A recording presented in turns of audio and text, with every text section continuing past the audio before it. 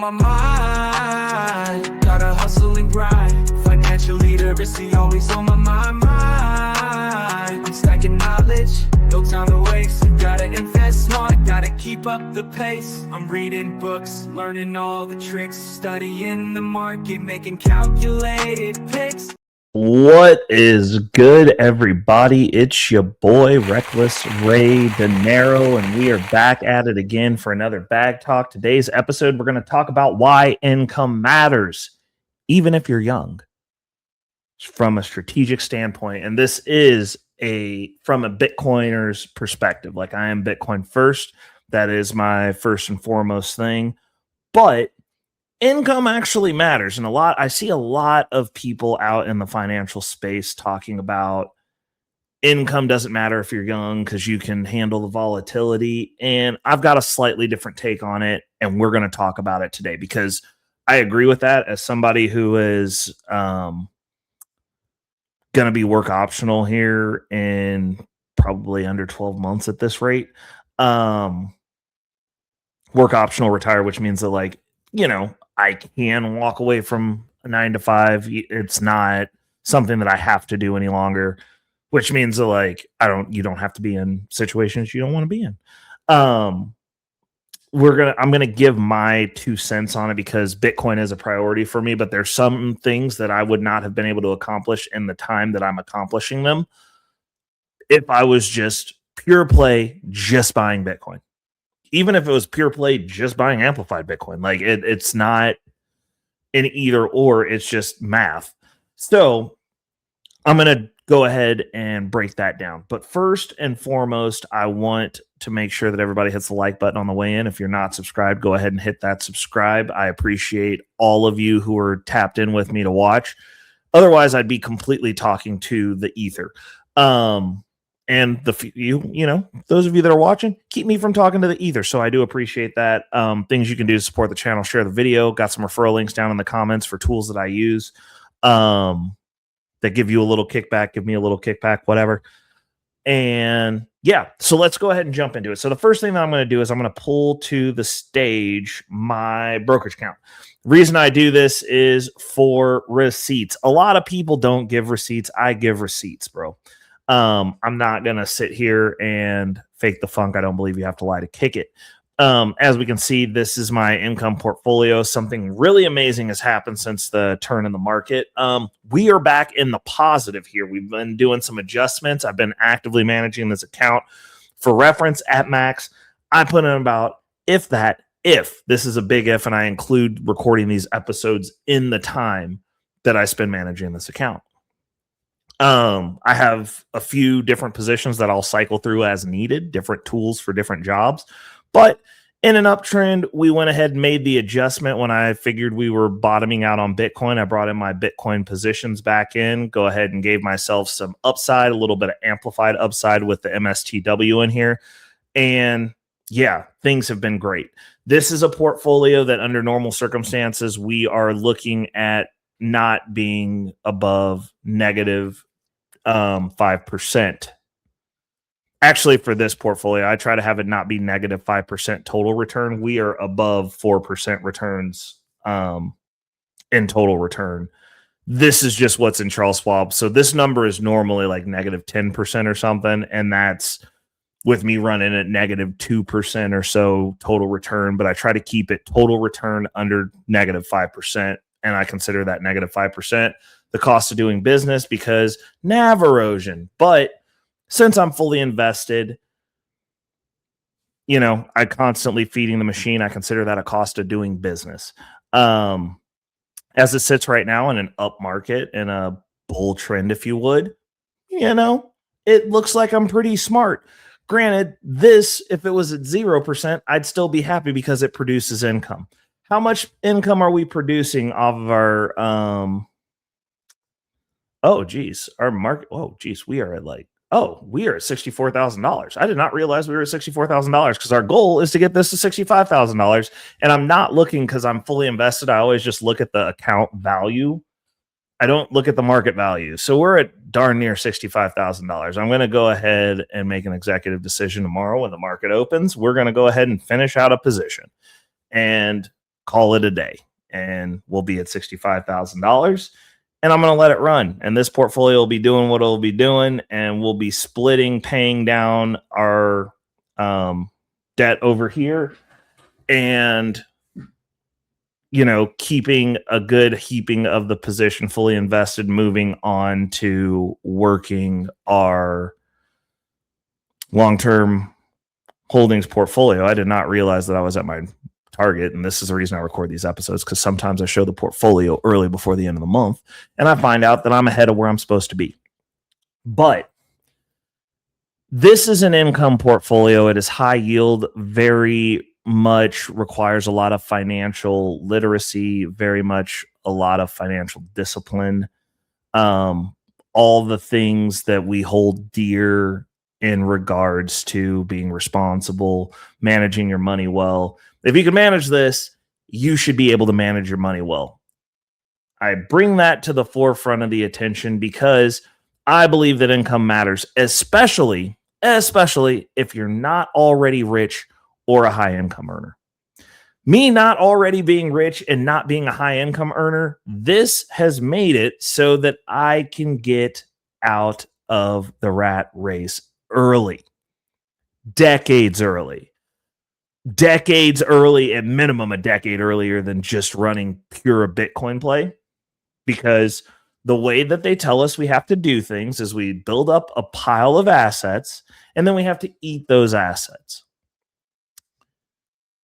And I don't agree with that, because then you're constantly worried about market fluctuations. You're worried about taxes. And there's nothing worse than trying to argue with people who don't have money and aren't in a high tax bracket about taxes. We're already in low tax brackets. I'm not in a high tax bracket. And by high tax bracket, I mean, hold on. You know what? I'm going to pull this up so that way we can look at what the current tax brackets are. Current tax brackets as of 2025. We'll go ahead and look here. And I'm going to pull this onto the screen so that you guys can see this, so that we can put this argument to bed. So the lowest tax bracket you can be in is basically you're in poverty. If you make under 10%, this is only a 10% tax bracket, and it's up to $11,925 if you're single, and up to $23,850 if you're married filing jointly. 12% tax bracket, $11,926 to $48,475 if you're single, $23,851 to $96,950 if you're married jointly. The next tax bracket. Now, see, the first thing I want to point out is most of you, at least in my community, are in this tax bracket. You're in the 12% tax bracket. Do not talk to me about taxes, about saving tax. You're paying 12%. Pay the 12%. I don't want to do high income because of taxes. Okay, well, you know what? If you're lucky, it'll put you in the 22% tax bracket, which still really ain't that big of a tax bracket, especially, I mean, I'm still doing standard deductions, and I'm in the 22% tax bracket. Now, that is at $48,476 to $103,350 if you're filing single. 96, let's just say for rounding numbers, 97,000 to 206,700 if you're married filing jointly. Now, the next tax bracket up, which is a 24% tax bracket, again, these are non-factor tax brackets. In my opinion, pay the money. It's passive income. You're worried about paying money on passive income. You're bad at managing money. The reason I say that is when I owe taxes, I pay out of the income that's being generated because I am a two-income earner. I have my W-2, and then I have my portfolio. And here's the kicker. Taxes on distributions and dividends is lower than your taxes for going to work. You pay more in taxes going to work, and everybody's always saying, get the bag. You got to go get a job that pays more money. You got to make more money to pay the most taxes. Then you got to worry about, Oh, how am I gonna offset the taxes? Now I'm worried about taxes. It's an argument for poor people. I'm just saying the income argument is an argument for poor people. What I'm saying is supplement. Now, next tax bracket up is $103,351 to $97,300 if you're filing single. Now, this is the tax bracket when you put both my W-2 and my passive income together that I'm in. 24% tax bracket. It's not that bad. It's not that bad. You just pay your taxes. Now, I understand taxes are a real concern if you live hand to mouth and have no money left over because all you can do is earn money. You're not managing your money well. That makes sense. Me personally, I live fully invested. I have a pretty large margin pool that I can dip into to pay taxes when I have to pay taxes. I don't always have to pay taxes. This last year, did not have to pay taxes. Year prior, I had to pay like $3,000 in taxes. Kind of sucked. Ate into my passive income for a month. Okay. Next. And not the end of the world. And I paid them slow because technically speaking, I don't have a say with what they do to the money and they're not transparent with it. I'm going to pay them as slow as they pay me. We pay in taxes slow. So when you get into like the 32, it caps out at 37%. And in my opinion, just pay the taxes. Worst case scenario, you're paying 37% taxes.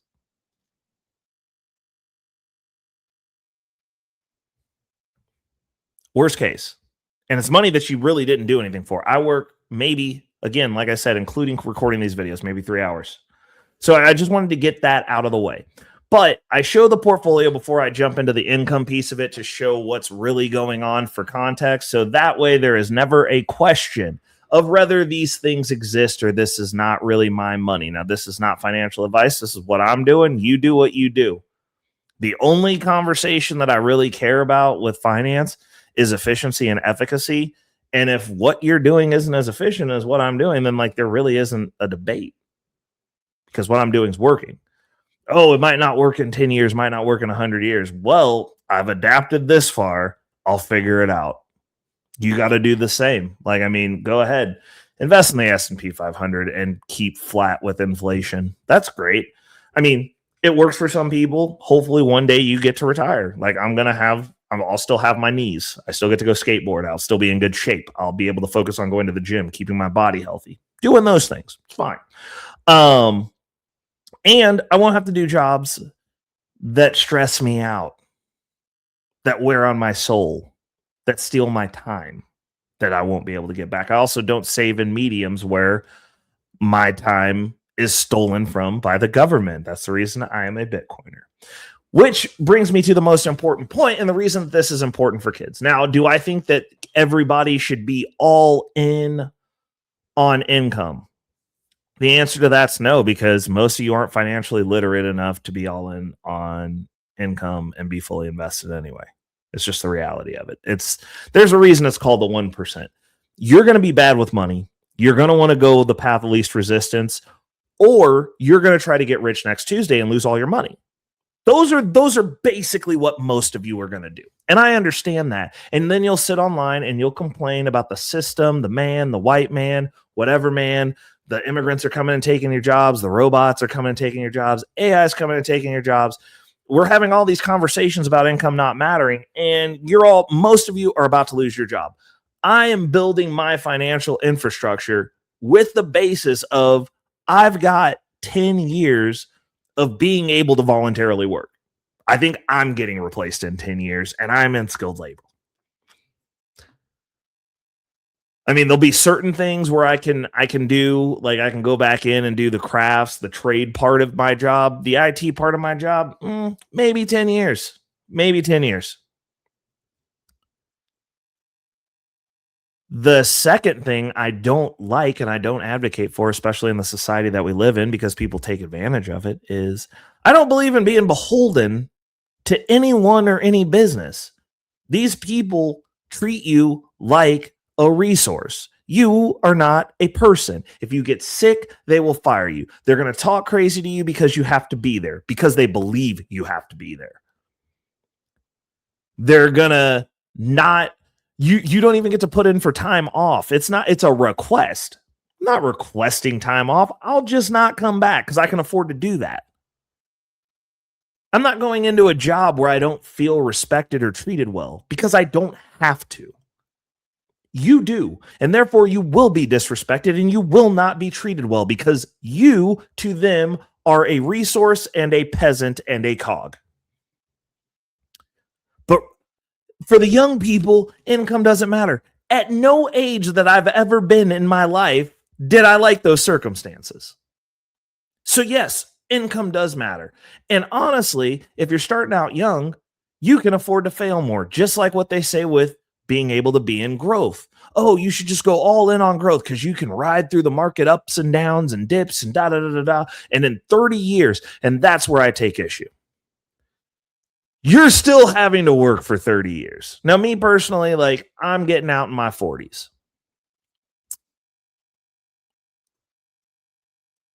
I had to work 30 years. And I'll tell you, most of the jobs that I've been able to have been pretty decent. I've learned stuff at all of them. They're things that I cherish, but I have worked some very, pardon my French, shitty jobs. And I've worked for some shitty people. And I didn't like it.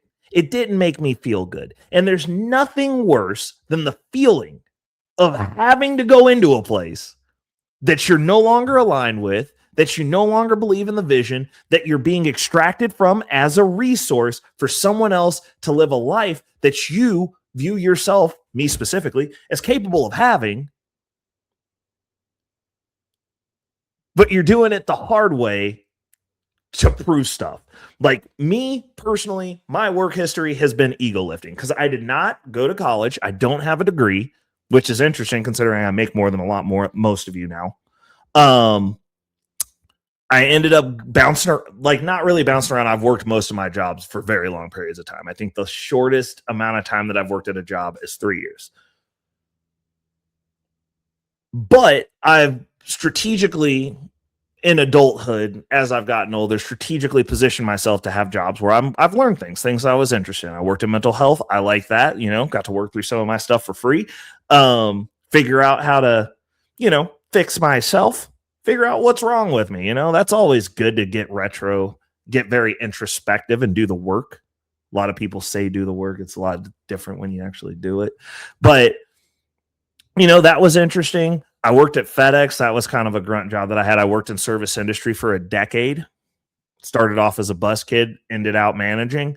And I've worked in home automation, which has been amazing. Like that's been the catalyst for the final leg of my evolution has been home automation. I do enjoy it. It's Legos for adults, lots of puzzles, but it's a lot of it's part construction, part IT. And, I'm really good at the construction part and I really don't want to do it anymore. So I'm really not. And being able to step away from things and put yourself in position to do what you want to do is a different type of freedom. And I think everybody should aspire to get to that point as soon as possible. It's not necessarily that I don't want to work. I don't want to have to do things I don't want to have to do. Most of you end up getting out of your careers and, you probably spent an extra 2.5, 3 decades sitting at a desk. Now your back's messed up. You can't do any of the stuff you want to do. You're out of shape because you didn't prioritize going to work and going to work out, taking care of your body. Your back's messed up. You're retiring. Sure, you got a lot of money. You got a hunchback and you're built like a sack of potatoes. And your knees hurt. And your ankles hurt. And now you're just on a fast track to just your body shutting down because you've been sitting down your whole life. Me personally, my jobs, I do a lot of active jobs. I don't like sitting down. You know what it does though? Still wears your body. It's a different type of wear. A lot of my activities, my leisure activities are very active activities. That's why I'm in good shape. I also go to the gym. That's why I'm in good shape. It's a priority. It's a standard.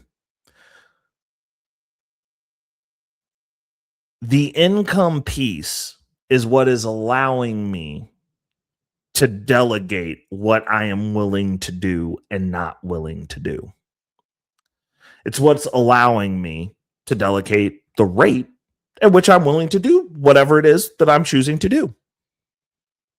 It's not that I don't want to have a job, but I'm not going to waste my time. You know why? Because I make more than my take home sitting at home. So why would I go do something that puts strain on my body if I go, hey, I want to use my body for going to the gym, going to the skate park and skateboarding, and dancing? That's what I want to use what's left of my body for. That's what I'm going to do. And if it's anything that's remotely taking away from that, I don't have to do that job, because from a skills perspective, I have evolved past that. But from a mental perspective and from what I can do financially, I can get paid to sit at home. And then all I have to do is go to the gym, go skateboarding, and dance and train for dancing. I could do that too. Those are options. And I think that should be a goal that you should aspire to as soon as possible. And the other piece of it is, it's a lot easier to do it if you're living at home and you don't have expenses.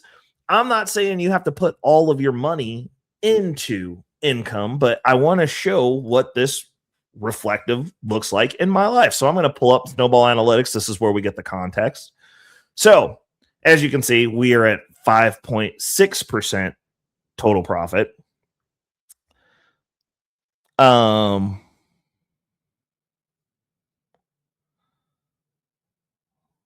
Let's see here. Our passive income is a 78.64%. You know, we've been balancing that out because we are at 65,000 in total market value, because see, this is a value that's reflective of the value in the Charles Schwab. This is the part that I like looking at. So as you can see, our dividend growth, we're literally just destroying it in 2026. Now, 2024 and 2025, I was getting my legs under me. 2026, I know what's going on. So we got January, we were up $800. Moving into February, up about $800. Going into March, we're starting to break away. We're over $1,000 up. Going into April, almost $2,000 up. Going into May. Now, May was a weird one because we were down. We'd made some. Oh, May's not done yet. So we're in May now. So this isn't done yet, but we should be about if not over $1,000, it should be right at around $1,000. 85% to the goal. Now, the initial goal for this portfolio was for it to eventually grow to where we're making $60,000 a year annually with a take home, and that's just for this portfolio. We're going to have 3 portfolios that are paying for things strategically, and this is kind of a catch-all reinvestment portfolio. This is, I believe in redundancy, but I started off with the catch-all first because I can go fully invested in this portfolio and we're going to be all right. To go ahead and get it to where it needed to be. Now we are at the target mark. So now the growth's going to be a little bit slower. We got one last cash infusion, and then we will be letting this ride. And as long as we're hitting certain metrics, there's a little bit of reinvestment that goes back into this, but we're not going to be going fully invested out of this portfolio specifically moving forward, because we have 2 other portfolios that we're trying to get done this year as a stretch goal. And I don't know that it's going to necessarily be a stretch goal, because we'll pretty much be transitioning over to those portfolios, which will take a little bit of the load off of this portfolio, and we'll be going fully invested in those. Also doing a little bit to pay down the debt in here. We'll be taking a little bit off the side of that. So we'll see what that looks like moving forward, to see exactly what we're going to do as far as like a stipend to kind of chisel away at the debt that we've incurred in this portfolio as we're going into the other one. But nonetheless, I am excited about it. Like it said, like we're looking at the next 12 months, we're looking at $51,142.03 with a monthly average of $4,261.84. When I'm looking at my payments calendar, at this juncture, what I'm trying to do is get these 3 months, which is August, November, and February. Those are the short months.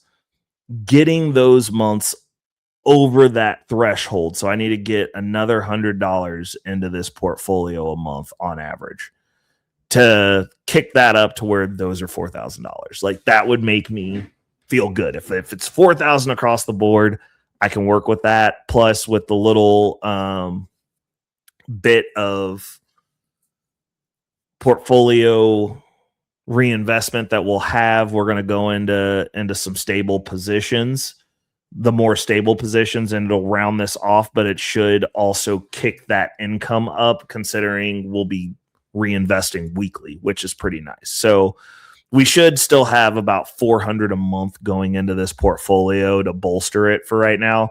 Obviously, if it falls below 60,000, then we go fully invested. We bring all the funds back into this portfolio. While we're working on finishing out our Charles Schwab positions, which is kind of a goal for this year, is to get our stipends for Charles Schwab. This is still going to be the landing portfolio. So the money will move into here and then I'll transfer it over because it does instant transfer within the ecosystem.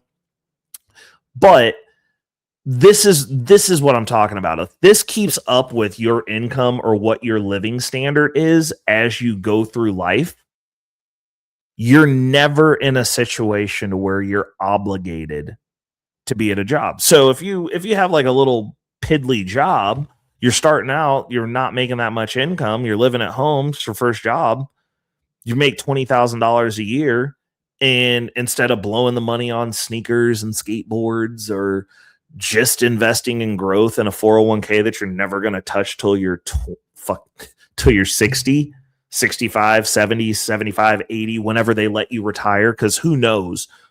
Also, you're paying fees. They're robbing you in fees that entire time. You build out a portfolio like this, now you have income that matches your job. Now you can go get your job experience. You got a little bit of walking around money. You live fully invested. Learn financial responsibility. Learn how to manage money. Learn how to manage and allocate capital.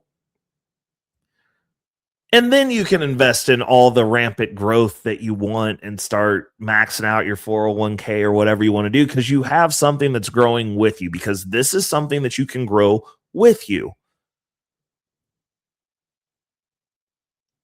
Being fully invested is something you can grow with you. And I don't think it's just income, but I think the income piece is a lot more important than people think, because that's how you get to not go to work without having to worry about going back to work.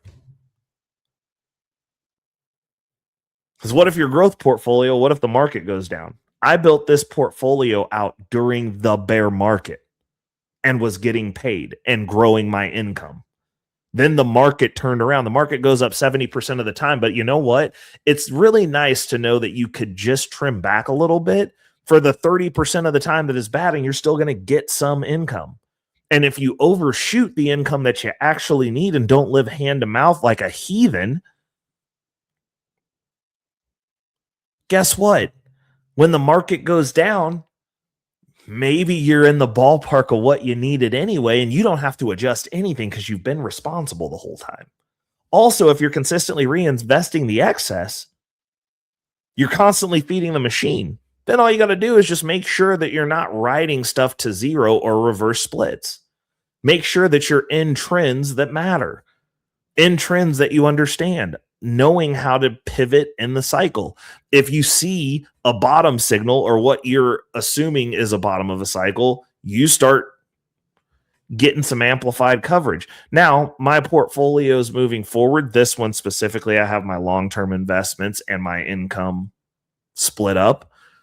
All the portfolios moving forward, we'll have them mixed. Reason being, it increases your margin pool. It also stabilizes it because the covered call investments that we use for high yield, they're highly volatile. The underlyings are not as volatile. So it's, if it's stuff that it's industry that, stuff that I'm not planning on selling, I can leverage against it. So when we get over into the bill pay portfolio, well, that portfolio is just going to be high yield funds. But once I put the little bit of income, which is what we're going to be focusing on next, is our long-term holdings portfolio, we're putting $5,000 of income in there. Once we get to that point, then that'll be able to pay down the margin in between the amplified Bitcoin exposure money going over there to kind of make it so that I can deploy my margin faster in that portfolio, which then also is building up my asset base in the sense that it's giving me more deployable capital that I can turn into cash, because that is a counterpart to the income portfolio. Those are the stable pieces. And you know what? Actually, yeah, I'm going to put that in that portfolio specifically just to have it in there for that, because I don't want to have to keep transferring stuff around. I like the portfolio self-healing if possible. But yeah, that's one of the things that we're looking at, and that's the reason, because if a lot of people are like, oh, well, if you're into Bitcoin, why don't you just buy Bitcoin? Or if you're all in on MicroStrategy or Bitcoin treasuries, why don't you just buy those? And it's because if I just bought those, I wouldn't have income coming in. I wouldn't be able to consistently pay bills without selling them. You can't buy something and sell it at the same time. Also, Bitcoin treasuries in and of themselves, they are highly volatile also. And I'm pretty sure the only one that's in my portfolio right now that I can leverage against in my long-term holdings is MicroStrategy. So that's the bulk of what I'm able to borrow against. So there's that aspect as well. But even if you're using margin, it's if you're not paying down the margin, or there's not a utility to pay down the margin, you could end up in a real bad spot. It's the same reason that I'm not going fully invested, just utilizing Bitcoin. Granted, now that Strike's released the line of credit, shout out to them, that is on the table. So we will be allocating more money to buying Bitcoin, because once we get over there, because I've been using Nexo, and I'm honestly going to switch back to Strike because it is a more seamless process right now. For whatever reason, Plaid, the way that it's set up over at Nexo, it doesn't work right. I've done it. I've set it up once with Strike. It's worked every time. I don't know what's going on with Nexo, but I don't like it. And for being able to leverage my Bitcoin, I'm gonna go ahead and get that 0.25 in capital. That's my goal over on Strike, because I can start leveraging it and building that now. But yeah, even with Bitcoin, I couldn't just do that with Bitcoin. I don't want to just buy with Bitcoin and then hope that the Bitcoin keeps appreciating, or I keep adding into my Bitcoin collateral to keep building up Bitcoin, because if I'm never paying off the loan, then the loan's still growing because I still have to pay bills. So now you're trying to outrun your bills while being fully invested. With the fully invested financial system that I have set up, I don't have to worry about that. I can actually, certain metrics get hit when I do my reinvestments. I got a little bit that goes into Bitcoin. I'm able to leverage against the Bitcoin, pay the loan back out of my distributions from my income portfolio. After the loan's paid off, I get to redeploy those funds. Same with my credit cards. I can pay my credit card statement off every month. Same with my car. Over borrowed to get my car, put that in the income portfolio. Income portfolio is grown now. We get to make those plays. Now, one of the things that I did say I might do after we hit 60,000 is pull 10 and redeploy that to just pay off a few of the credit cards. But I don't really want to do that. I would, at this juncture, I'd honestly rather just pull $10,000 out of my margin and use that to pay it down. And then if I need to, I can sell off to pay down the 10, but we'll see. But things are looking good. And I've done this, as you can see, like if we scroll back down here, like this has been tracking since I started this experiment. This started in February of 2024, and I made $77 that month and a penny. $77.01. We are 3 years later running. And I'm really excited to see what some of these months are, because 2025 was a big month for me in August. And if we go to the calendar, what's it looking like? Are we projected to beat? Yeah, we might not. I mean, that was a moment in time, and it was the first time that I'd rotated that month perfectly. It was a magical month. Like we almost hit $5,000. And which is an arbitrary monthly goal for me. Also, it's hitting $5,000 a month. I think that'd be pretty cool. But, you know, we'll see where we are in August. Being fully invested, this could get kind of interesting. Obviously, this is only going to be one portfolio. So by the time August rolls around, we'll probably have more income coming in a few other places, at least one that we'll be adding to this that won't show on here, but we'll add it to our total to see if we beat that 4,800 marker. But this is what we've done in 3 years. Like if I would have been fully invested in MicroStrategy, Bitcoin, anything else, like I would not be sitting where I'm at from a ability to walk away from things I don't want to do, negotiate into, if I'm going to leave the house, you're paying me. Like my time has value. If I was in any other form of what I'm doing, like if I was fully invested in anything else, like I wouldn't be able to do this because I wouldn't have income coming in. I could borrow against any solid asset, but there would be no income coming in to then pay down the loan.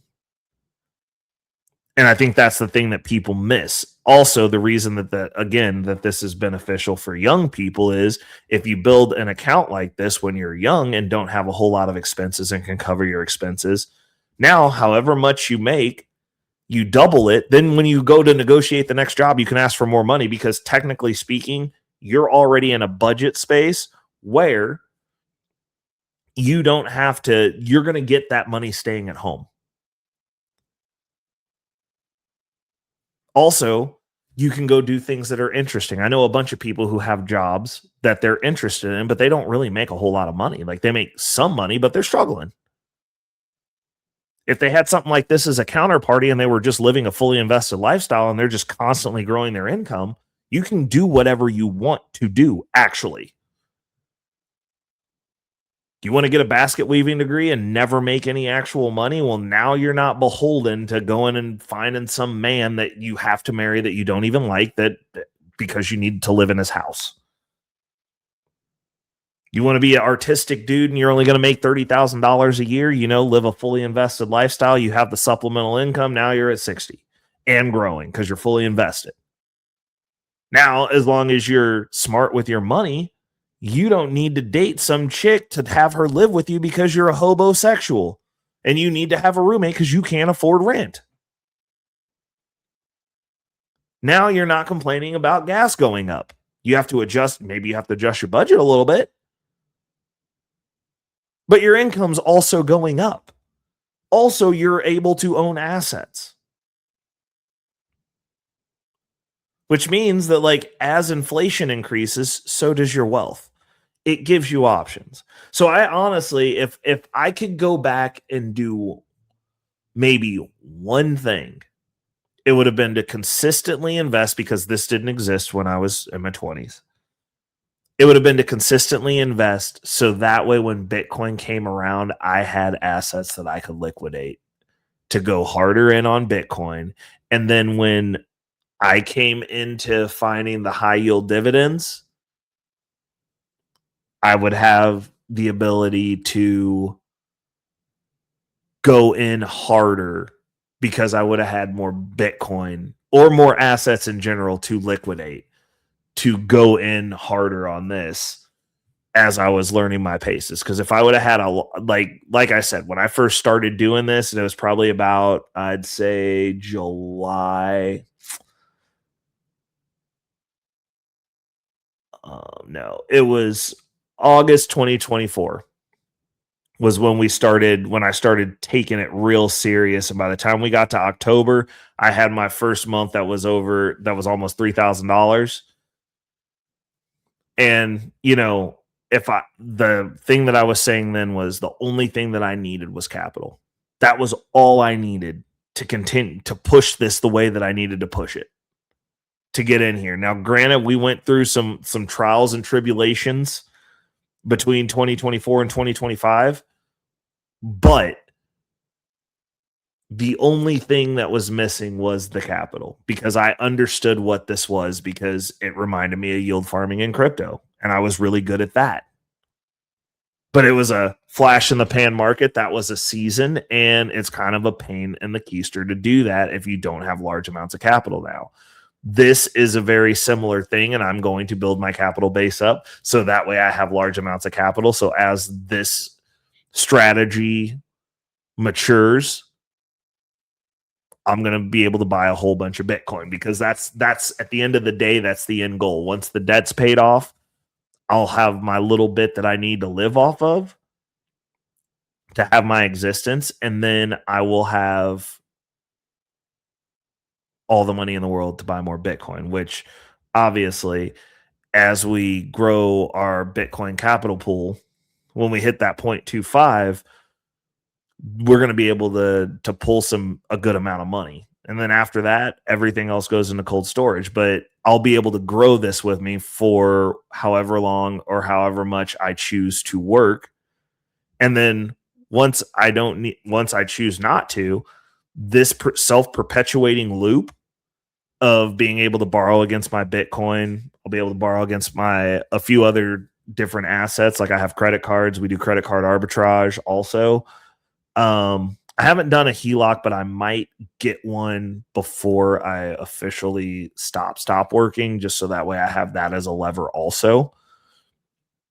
And being able to borrow against those levers, go into my growth system, and then deploy out of the dividends as this is growing. Like once we start hitting those numbers, this is self-perpetuating at that point. Like I'll need my little bit to live off of, and then the rest of it services the loans. As soon as the loans are paid off, redeploy, buy more Bitcoin, because every time I pull a loan, I buy Bitcoin. I pull loans when I borrow from myself out of my margin. I buy Bitcoin and amplified Bitcoin exposure. So like I'm constantly growing both my long-term holding over here and my my income pool, because when we're taking loans from external, from outside the margin, it goes into the margin, and then we just pay extra on whatever we're trying to pay down. Having a self-perpetuating flywheel and monetary system that kind of can coast on its own, it's like, well, you can just be a capital allocator at that point. You can just do that within your household, and that's your job, making money out of money. Once it gets up and going, you have to get it up and going though. And I would say that a system like this, at least for me with my expenses specifically, I can do this on basically about $70,000. And actually, no, it's more than 70,000, because hold on, I need to know how much BTC to USD. Hold on, let's find out here. So that's one. So 0.25. So it'd be about $85,000, which, I've got 65 of it because that's in the income portfolio. We're still building up our Bitcoin cash. But like once I get to 0.25 Bitcoin, which at this point would be an additional $20,000, which based on what I've got over at Strike would be like $17,000 more dollars. Hold on, 0.25. That would be basically $85,000, $86,000, rounded up $86,000. And if you're doing it from a fully invested standpoint and you don't have a lot of debt, because that's one of the self-inflicted wounds that I have, but I'm also leveraging debt to build this portfolio. So, if you don't have debt though, like if you're starting from scratch, like if you're going fully invested, like you're in this portfolio. And for me, what my experience has been is basically my total income every year has doubled in this portfolio. And I can actually show you guys that. Verifiable. Let's see here. Where investment income. There we go.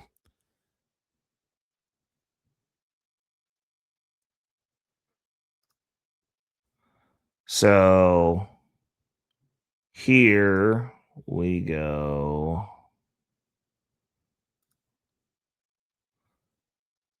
I don't like this view. Where was the date? Where? So Charles Schwab also sucks at high yield, but because it's estimating $22,714.06, and it does this every year. But what I was performance gain loss. So the first year that I did this, I made $13,000, and it doesn't have 2024 on here, which is annoying me. It only gives you those 2 years. That's stupid. But table, no. In 2025, I went from $13,000 to $33,389.43. As we saw in Snowball Analytics, while this is projecting $22,000, like that isn't even mathematically possible considering we're pulling about $4,000 a month. So, like last month we were at $3,407.23. We're over $3,000 a month, and it's like not projecting appropriately, but they do have the little thing on here for $44,300, and they're gonna have to kick that up after we start hitting 44 and 46, which is going to be nice. So for 2026, we went from 33,389. We've dialed back the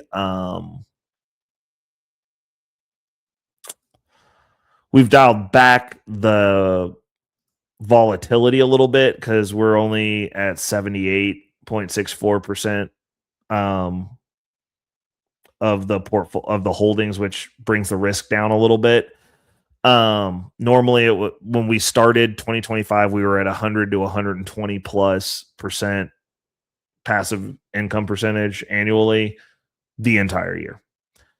Now we're putting a lot of less risky positions in there. But the thing that we're looking at is we're going from 33. We're probably going to get above. I think we'll be around 50 something. So, 50% raise every year on this income isn't too bad. Now, granted, it's going to be a little bit different as we're building out the other portfolios. But once those are done, we're coming back home and like whatever W-2 or additional income we have come in outside of distributions will come into this portfolio. So, that's kind of my take on it. As much as I love Bitcoin, it's like I would like to get into a position where I can just carte blanche, just be continually buying Bitcoin. And as it sits right now, we are getting Bitcoin and amplified Bitcoin exposure every week. And then some weeks, if we break $1,000, we're also buying additional Bitcoin, which is cool. Every time we take a loan, we're buying Bitcoin. Bitcoin's incorporated into all of my financial plans. So like every tool that I use, every flywheel that I have, pretty much, I'm buying Bitcoin because as I pull money out of here to pay bills, we pull a stipend for Bitcoin. It just is what it is. Like, I'm not going to not buy Bitcoin, but my Bitcoin buying has been more consistent, and it's going to turn out to be more than if I was having to pay bills and invest with what's left. I invest everything up front. Everything up front. I pay my bills with what's left. Actually, I pay my bills with my portfolios. But that's something to think on when you're lining out like what the future's supposed to look like. Because the stuff that your grandparents did, that, oh, well, if you just start at 20 and just build up as a big pile of assets, and then you just eat them slowly until you expire 40 years later, 50 years later, however long later, and hope that works out. Like, I don't like the hope factor on that. I like to control the controllables. And for me, that is having a focus on income. Like, if I want to stop working, I have to replace my take-home pay. That was goal 1. Goal 2 is now you get to figure out, well, what is it that you actually want to do? How do you want to expend your time here? What brings you joy? What do you enjoy? What do you want? Those are things that come into your purview once you're not living from a hand-to-mouth lifestyle of, I got to pay the bills, and then hopefully I can save some. Maybe I can get a hold of some Bitcoin so that, like, in the future, it's actually my time that I just stored in this dollar that I turned into Bitcoin is actually worth as much or more than the time that I spent to acquire the dollar. Because if you're just saving in dollars, you're not, your time's worth less when you go to spend it, your stored time. And I just don't want to live that way. So for me, this was the system that I came up with. First things first, if you find yourself having a wound that's bleeding, you got to stop the bleeding. And for me, the bleeding was having to rely on that 9 to 5, having to rely on that W-2 income. Once I got the bleeding to stop, we got to assess what the damage is. Okay, I got debt. We got to start working on that. But I'm not paying them first, because they're not going to be there when I'm 80 and wanting to do something, or when they're not going to help me find joy. They're just like, go buy some more stuff and give us some more money. I don't want to be a part of that system either. So, like, now we got to clear the debt up. Okay, well, I don't want to do manual labor. I don't want to be overworked. I don't want to be overworked and underpaid. Like, that's an even worse combination, is overworked and underpaid. Like, if you're going to work me to death, pay me. Give me money. Like, that's what I need to live. Like, it's not a huge ask to, maybe take care of the people around you. Like, you want to get rich. Like, we all want to get rich. Assume that everybody wants the same stuff that you have. Also, if you have the capability to take care of it by yourself and get your system set up by yourself, do that. Jump off the porch. If you're financially responsible, something like being fully invested, I think could work for you. It's worked for me. I'm not 100% financially responsible. I'm like 80, 85%. Like, I have expenditures where it's like, I could have not done that, but I did. Like, when I decided I was getting back into skateboarding, I was like, cool, we're dropping $400. I'm just going to pay extra on that credit card every month. Like, cool. We'll kick up how much we're pulling off to get that paid off quicker. But, that's my rant on it. I appreciate those of you that stuck around this long. This was a lot longer than I thought it was going to be. And that's because it's something that matters to me, and I like talking about money. So that's my take on it. I think income matters no matter where you're at in the game, if you don't want to have to rely on eating your asset pool. I'd prefer to borrow against my asset pool, because the second thing they'll tell you, for those of you trying to dodge taxes, is when you sell your assets, you also have to pay taxes. But if you borrow against them, you don't. So, something to marinate on. This was another episode of Bag Talk. Thank you for tapping in. Do not forget to hit the like, share, and subscribe. Hit me up down in the comments. I love talking about money. I love talking about these episodes. Let's chop it up. I know some of you are going to call me to talk about this, and I am excited to have the conversation. Shout out to the Wolfpack. Shout out to everybody who's watching. I appreciate all of you. It's your boy, Reckless Ray Dinero. This is Future Financial Strategies, and we'll see you next week for another Bag Talk. I'm out. Money on my mind, yeah. Focus, got no time for games, nah.